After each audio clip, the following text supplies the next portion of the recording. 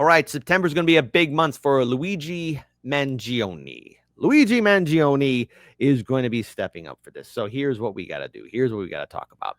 Luigi Mangione, as you all know, is allegedly, at least what the evidence is being put towards, as the accused killer of United Healthcare CEO Brian Thompson. So September is an important month for Luigi Mangione, the accused killer of United Healthcare CEO Brian Thompson. This incident did take place in December of 2024.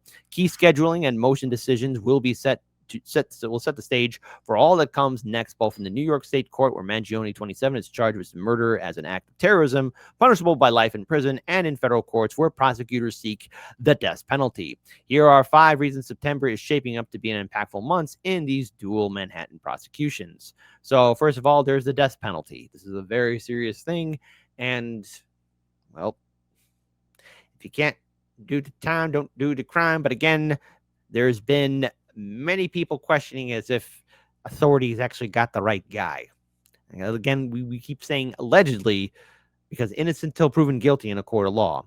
In federal court, Mangione's defense team, led by Karen Friedman, has a September 19th deadline for filing a motion challenging the constitutionality of the death penalty as sought by government prosecutors. Mangione's court-appointed death penalty lawyer, Arvham Marzowskis, wrote in June that the defense has been working on this response since April, when Attorney General Pam Bondi directed New York prosecutors to seek the ultimate punishment. Prosecutors say there are aggravating factors that make Thompson's murder a death penalty offense, including the shooting, substantial planning, the victim impact, and the risk of death to others. Surveillance videos from 6:45 a.m. on December 4th shows Thompson, 50 years old, being shot from behind at close range at the entrance of a Midtown hotel where he was due to address an investor conference. The video shows a female bystander standing only a few feet away from Thompson at the time, with other bystanders in close proximity, federal prosecutors noted in court papers last week.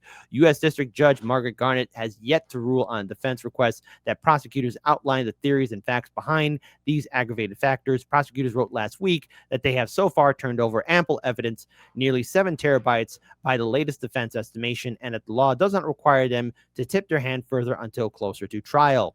Who tries Mangione first, the New York court or the federal courts? So that's the question that remains contested. At an April arrangement, lead federal prosecutor Dominic Gentil said he expects the state trial will go first, as originally agreed in December by the Manhattan DA Alvin Bragg and Damian Williams, then the outgoing Biden-appointed U.S. attorney in Manhattan. But Mangione's lawyers want the federal trial to go first. They have asked both judges to delay the state case indefinitely. Garrett, appearing to agree, has told the parties that she intends to set a firm 2026 trial date when they reconvene in her courtroom in December. Still, the state case is simpler, given that the death penalty is not on the table, and it's further along procedurally. So there you go. Lead prosecutor Joyce Sedman has argued that Bragg's case should go first for those reasons. So the trial may become clearer at the Baltimore native's next appearance, scheduled for state court on September 16th. And you think you got some problems. This man's got some court dates up the wazoo.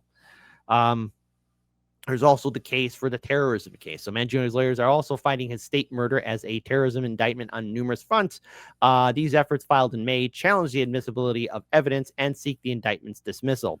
Mangione is no terrorist, the defense wrote, arguing that the state's terrorism charge is designed for crimes that seek to intimidate a larger community. The defense also argues that the dual state federal murder prosecutors violate the double jeopardy clause and Mr. Mangione's constitutional rights, because the defense in one case could be used against him in the other.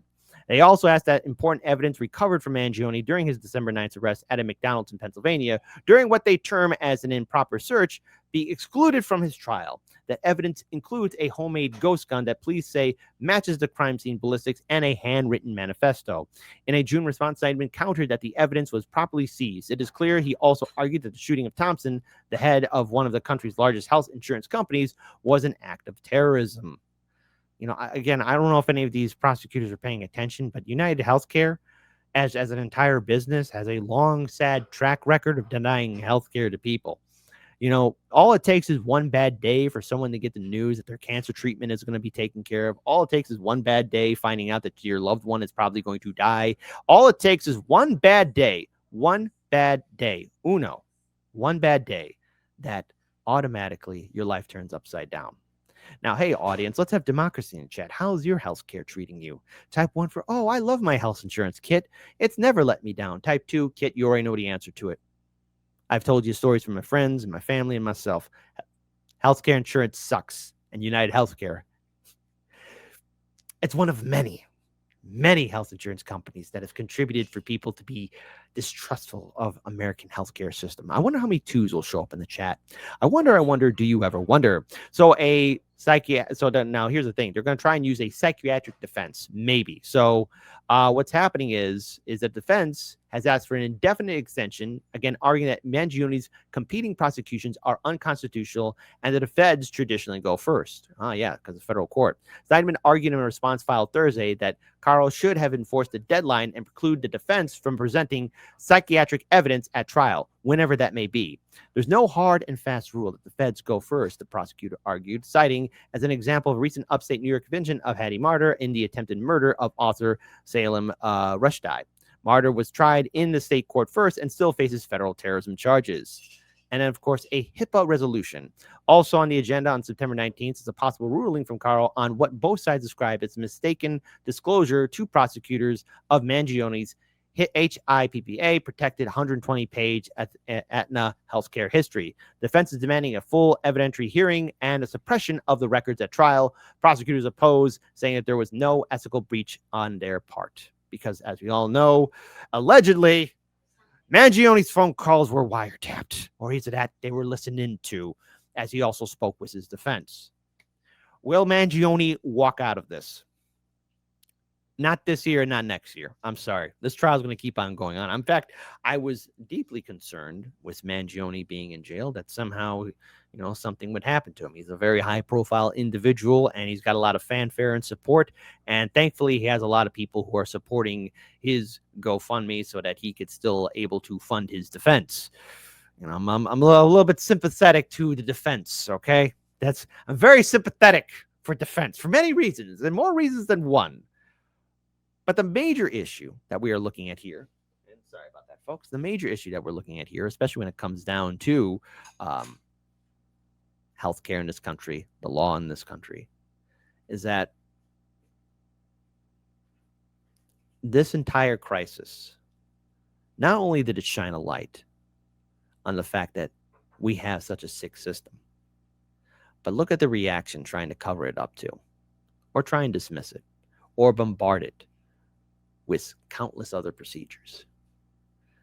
We saw in the infamous photos when Mangione was being dragged along, especially with then current mayor Eric Adams, everybody looking tough.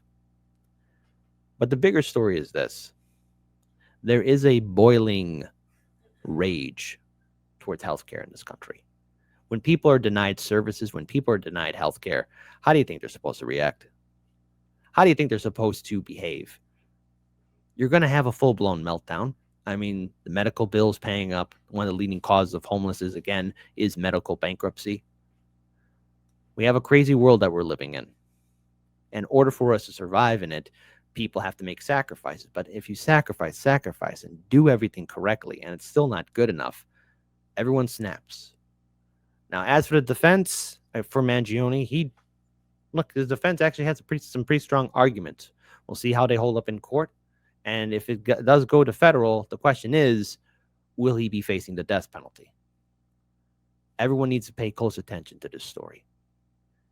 Because we got to see if this is truly mistaken identity. And we'll also see how strong this defense will be going forward for the other cases as well. Keep your heads on a swivel out there, folks.